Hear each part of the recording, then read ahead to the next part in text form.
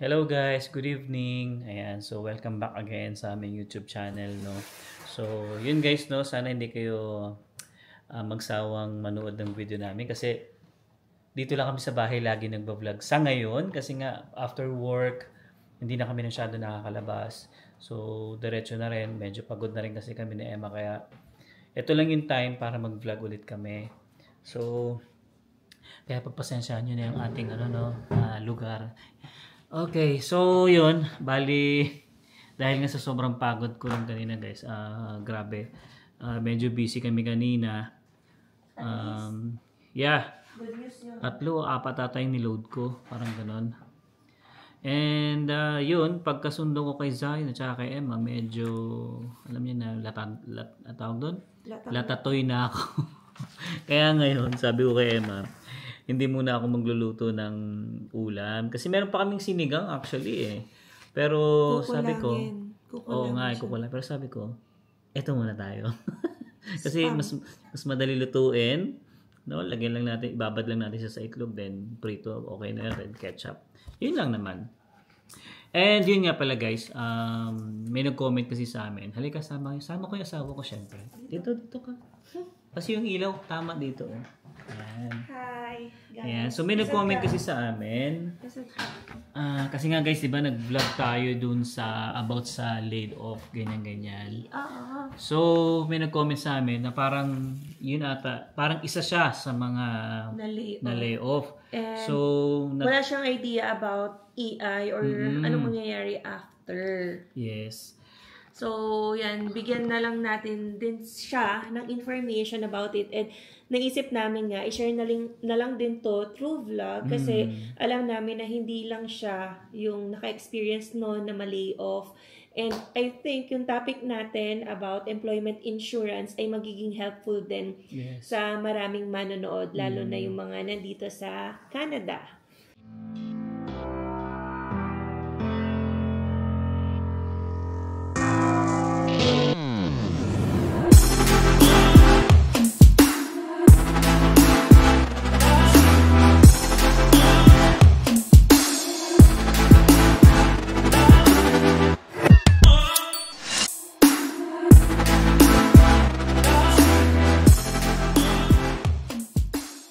So, ngayon, 'di ba? What if isa ka sa ma-layoff? Yes. Yan, anong mangyayari sa iyo? Yan. So dito guys, sa Canada, yan, pwede kang makatanggap ng pera habang ikaw ay walang trabaho. Yan. Pero syempre, di-discuss natin yung mga conditions. Yung mga conditions yan. So hindi naman ibig sabihin na wala ka ng trabaho. Pwede ka mag-apply dito, di ba? Makakatanggap ka na ng pera. So, yan, it comes with certain requirements and eligibility. Yes. So, yan, although meron nga tayong pwede matanggap dito na employment insurance, ayan, kapag kayo ay na-lay off, kapag nagsara yung company mo, or kapag na-terminate ka with unjust cause, so maraming bagay-bagay actually yung pwede kang makareceive or pagkakataon kang makareceive ng EI. Yes. Pero we'll talk about yung sa layoff. Yan, for example, yung sa employment EI. Kasi meron ding EI kung tawagin kapag ang isang nanay na nagbuntis ay manganganak or nanganak. So, ang tawag dyan is maternity EI. So, iba rin guys yung EI kapag ikaw ay injured or nagkasakit. Yes. Yan, pwede rin yan makuha ng mga victims of car accidents. Tapos, syempre kung maraming injuries ang iyong katawan and wala kang disability benefit sa iyong work, yan, pwede ka mag-claim din ng EI. Pero, in this video, we'll talk about yung sa employment EI. So, ito, unang-una, nag-print na nga ako ng requirements. So, who can qualify? So, guys, although nandito tayo sa Canada and kapag na-lay off tayo, hindi automatic na lahat na lang ng mali-lay off ay pwedeng magka-EI. Yes. So, unang-una, dapat nagtrabaho muna sila sa isang insurable employment. So, bakit or paano ba natin nasasabi na insurable yung employment niya? So, dapat kapag sumasahod ikaw, si kuya o si ate, ay dapat nababawasan yung sahod mo, like certain portion of Yes, may it portion yan. ay mapupunta sa EI. So, para din nagbabayad ka, diba, ng insurance for your auto, insurance for your home. So, in the event na kailanganin mo or maaksidente ka sa car mo, may pamalit, may magbabayad to repair your car. So, in case may damage sa home mo, may bayad, ay may magpapalit din to repair yung home. So, ngayon, in case na magkaroon ng problem sa iyong employment, mawalan ka ng trabaho, ma-lay off ka, since nagbabayad ka ng employment insurance, nababawas yun sa iyong sahod, kapag nawalan ka ng trabaho, pwede ka makatanggap ng EI or payments like bi-weekly from the government. So, next requirement, pangalawa, dapat nawalan ka ng trabaho dahil hindi mo yun kasalanan. Parang yung sa akin, guys. Yan, basta laid off. Pag mag-release kasi yung mga companies ng record of employment, dapat nakalagay doon yung reason na laid off, slow down, yung ganon. Parang nangyari nga sa akin, yung dito sa engineering firm ko, guys. Yung makwento ko na lang din. So, nag-slow down nga kami. So, yun. Binigyan nila ako ng ng employment insurance, yes. Then, yun, nakapag-apply kami ni Emma. Yan, kasi yung pagka-layoff niya, or pagkawala ng work niya, ay hindi naman niya kasalanan. So, guys, hindi to mag-a-apply kung ikaw lang ay voluntaryong nag-resign sa work mo. Although, yun nga, wala ka ng work after that, hindi ka susuplayan ng gobyerno kasi you don't have a valid reason or valid ground. Dapat tinanggal ka because of like business slowdown, yung term natin nga, layoff. Yung sa akin, guys, na-share ko na rin to, yung nag-shutdown ang Nordstrom. Yes. So, outside of my control din yun. Ilang buwan ka ng baby that time? Like, limited lang kasi I have to go back to school. So, may mga kondisyones din yan. So, yun, 'di ba? Kailangan it's no fault of your own. Yes. Okay? Pwede rin daw may mga special rules din or program din yung government kapag yung mga workers na apektuhan ng floods or wildfire, ayan ay nagbibigay din sila ng employment insurance sa mga naapektuhan. That's good. And then pangatlo naman, guys, hindi automatic na pagka-layoff mo, mabibigyan ka na agad ng employment insurance. So, dito, merong tinatawag tayong waiting time or waiting period. So, ang average niyan ay nasa 7 days. At least 7 days. And then, kapag sumobra ka doon, kunwari umabot ng 2 weeks ka nang walang work, ang babayaran sa'yo ng EI ay yung 1 week lang. Kasi yung 1 week, waiting yon na hindi ka babayaran. So, guys, for example naman, 1 week nawalan ka ng trabaho, na lay off ka, pero after a week nakahanap ka na ng trabaho, walang babayaran sa'yo. Kasi nagamit lang yung waiting time. 7 days lang. And then wala ka ng extra days na unemployed ka. So, yan, dapat sumobra siya ng 7 days. So, yun guys, no, hindi siya 100% na like all the days na wala kang work mababayaran sa'yo. So, less 7 days agad yan. And then, pang-apat na condition is dapat you have worked enough insurable hours. So, dito, bibilangin kung ilang hours ka na nag-work bago ka nawala ng trabaho. So, hindi ibig sabihin nakakapasok ko lang last week and then biglang nag-shutdown yung company, pwede na ako mag-EI. So, kung wala akong ipon na insurable hours, ay hindi rin ako pwedeng makakuha ng EI. So, usually, yung insurable hours, guys, nasa 420 to 700 hours.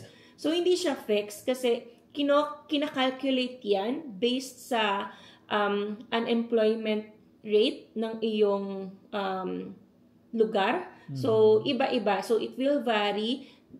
Iba sa amin dito sa Calgary, iba kunwari sa Edmonton, iba dyan sa Ontario. So, may certain calculation siya. Pero, syempre, you can play safe kapag nasa 700 hours ka nang nag-work. Yan, malamang sa malamang qualified ka or meron ka nang naibank na insurable hour. So, paano kung part-time, paano kung full-time? Better to ask yung yung person in charge sa Service Canada because they can assist you in calculating para malaman mo kung magiging qualified ka later on sa pag-receive ng employment insurance. Yeah. Kaya that time guys, yung sa akin, ayun, na naka-qualified nga tayo dito kasi nga ilang buwan din tayo tumagal dito sa aking trabaho na to. Tapos parang na-count din yung old work ko, di ba? Oo. Kailangan makita din nila yung like for the past year, kung sino yung mga naging employer mo, kukunan din sila ng record of employment. So, dun magbabase yung Service Canada. Ano nila ika-calculate kung magkano yung magiging weekly payment or bi-weekly payment for you. Yep. Para sa yung time na sa atin, bi-weekly ako nun eh. Bi-weekly. Ayan. And then, pang-limang kondisyon is dapat hindi ka naman tatambay sa bahay. Like, aasa ka na lang for EI.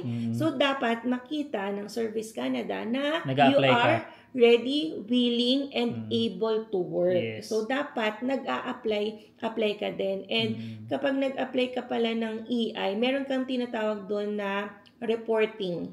Yan. So, dapat ma-comply mo yon every 2 weeks kasi you have to state there that you are looking for work, that you are ready, able, and willing to get a work pero wala lang tumatawag or pwedeng may interview pero hindi ka nakukuha.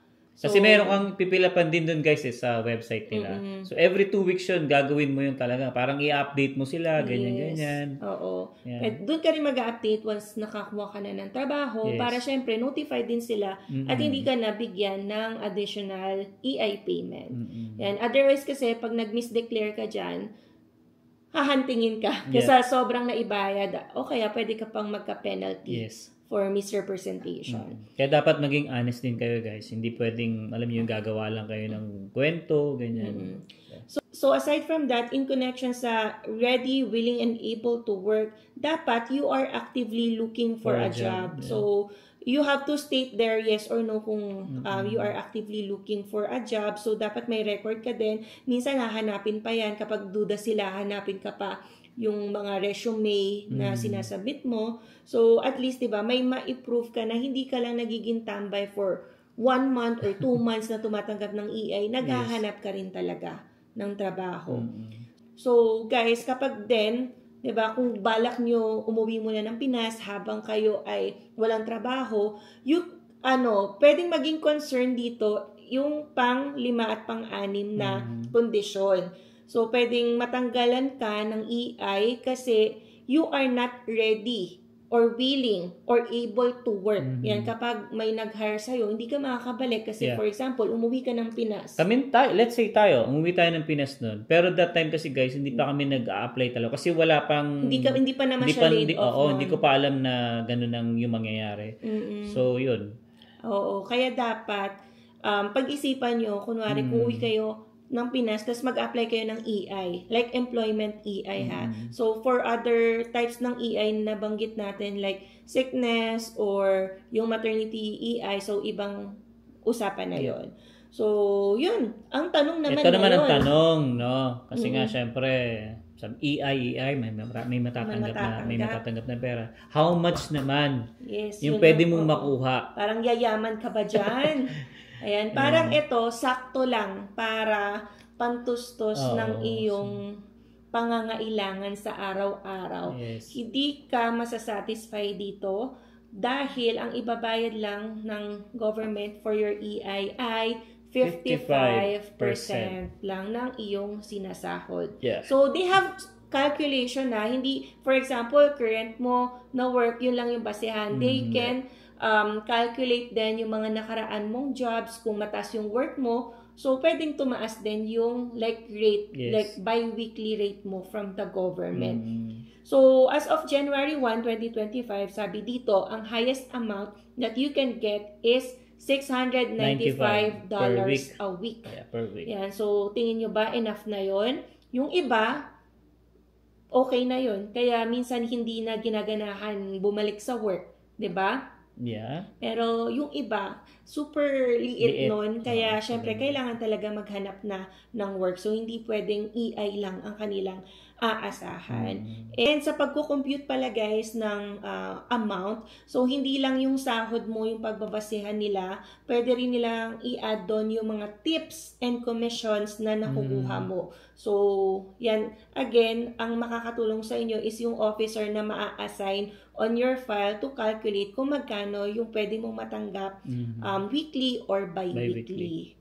So, with regard sa pagtanggap din ng EI pala, hindi siya forever na habang wala kang trabaho, tuloy-tuloy lang yung EI mo. So, depende rin kung ilan yung naibank mong insurable hours. So, may limit yan. Pwedeng 16 weeks ka lang entitled sa EI, pwedeng 1 year. So, depende. It varies per person. Pero yes po, pwedeng umabot ng up to a year yung pagtanggap ng EI. Kasi may mga ka-work ako dati sa Nordstrom, yung kasamahan kong nawalan ng trabaho because nga nag-shutdown yun. 1 year silang tumanggap ng EI. Ayan. Pero syempre, hindi ko na tinanong kung magkano. So, depende na yun sa calculation nga based sa kanilang sahod. Usually, ang range niya nasa 14 to 45 weeks, pero pwedeng tumagal ng up to 1 year.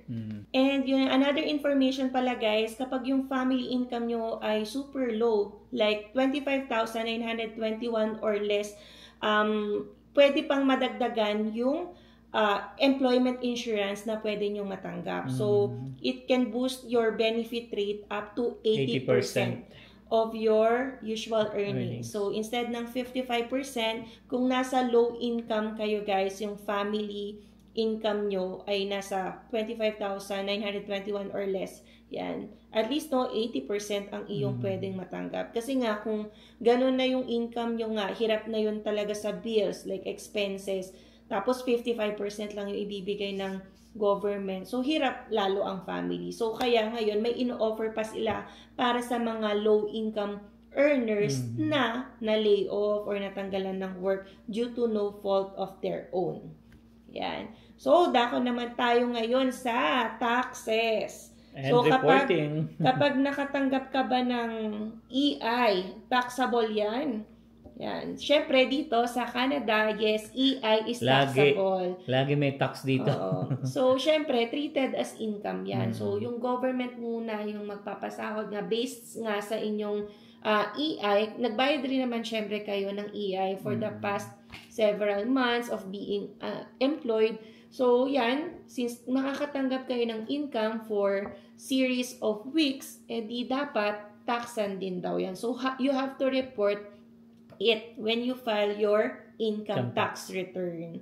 So, yun guys, no? Kung paano naman mag-apply in case isa kayo sa naapektuhan, isa kayo sa na-lay off. Isa nag-message sa atin. Just go to canada.ca/EI and then apply for employment insurance. So, just be ready with your social insurance number, SIN, and then your bank information for direct deposit. Kasi deposit. Yung employment insurance, automatic na lang yan guys na dadating sa inyong bank account. And then, yung record of employment guys, hindi naman required na kayo yung mag-produce kasi pwede nang idiretso ito ng employer nyo sa portal. Yan, para ma-receive agad ng Service Canada.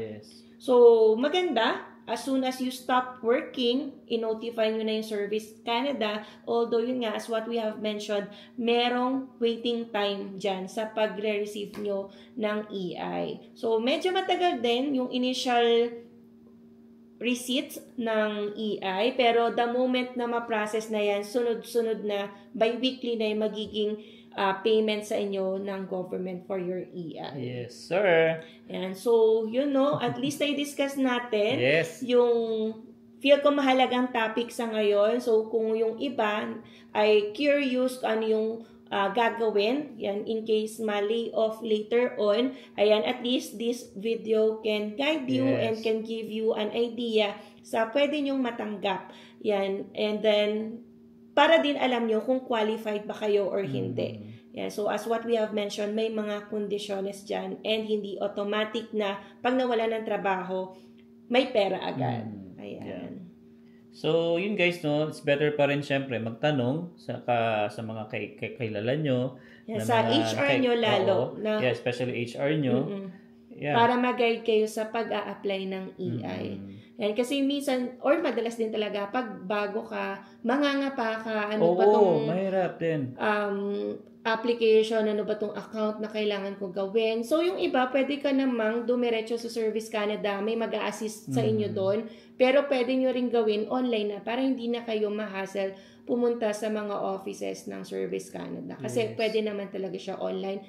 And then after that, pag na-receive na nila yan, may tatawag sa inyo to confirm some details. Yeah, may mga konting question lang syempre and verification. Yeah, verification. Yeah. Yun, ang pinaka pwedeng magpa-delay niyan guys is kung yung employer ay hindi nakikipag-cooperate or kung matagal sila mag-produce ng record of employment.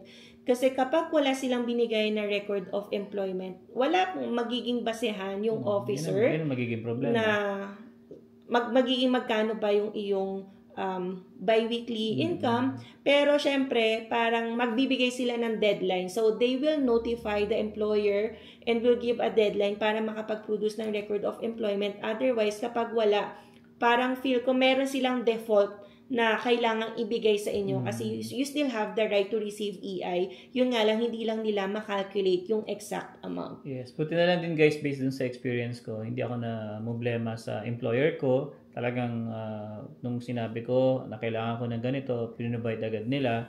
So, yan, maganda kapag cooperative yung yung employer, yan ang magsusupport sa anumang kailangan nyo, lalo na pag mawawalan kayo ng trabaho. Yes. Ayan, so, yeah, I hope na naging helpful itong video na ito. Yes, I hope na nakatulong itong video na to guys, especially doon sa nag-comment sa amin. Ayan, so, yeah. Panoorin mo lang itong video na to, nandiyan naman yung mga lahat ng sinabi ni Emma. Then, yeah, pwede ka na mag-apply if ever, nawalan din ng trabaho. Alright guys, so magluluto pa tayo nitong ating spam. Balik na tayo sa spam. Balik sa spam. Ayan spam yung handa ni Alvin. So birthday nga pala ni Alvin tomorrow. Okay Again, kaya ang pangalan niya Alvin kasi nga Halloween tomorrow. Yes. So happy birthday, happy 28th birthday sa iyo. Paatras kasi yung birthday ko guys. Kasi tumatanda to ng paurong. Nung nakaraan taon 29 ako, ngayon 28 na. Pababa ako.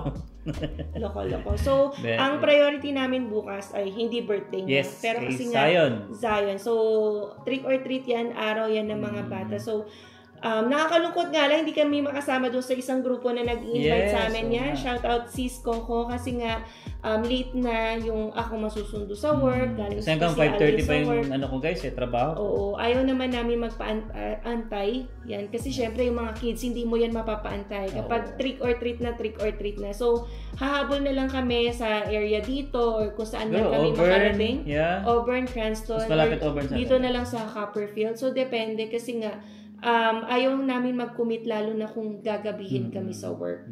So, pero syempre, may time pa rin talaga kami after work na yan, ilibot si Zion to experience din yung trick or treat. Syempre naman. Alright guys, so I think hanggang dito na lang muna, no? Happy trick or treat sa inyo guys, no? Sa mga, feel ko pag-upload nito ay ayan na, game na ang mga bagets na mag-trick or treat sa mga communities and neighborhoods dyan. Yes. So yun pala guys, no? Please support din ng aking, alam niyo na, t-shirt. Ayan, nandiyan sa description yung link guys. So kung gusto niyo mag-avail ng mga t-shirt, nandiyan yung mga designs. So mamili lang kayo. Meron din akong cups, mug, at saka hoodie. Alright. Wow naman. Yes. And yan, malapit na guys ang comedy show ni Kuya Jobert. Kuya Jobert din pala. Ayan. So you can buy yung ticket niya and use our promo code Alwin and Emma para meron kayong additional $5 discount. Yes. Alright guys. So, yeah, I think hanggang dito na lang muna. We'll see you again on the next one. Peace.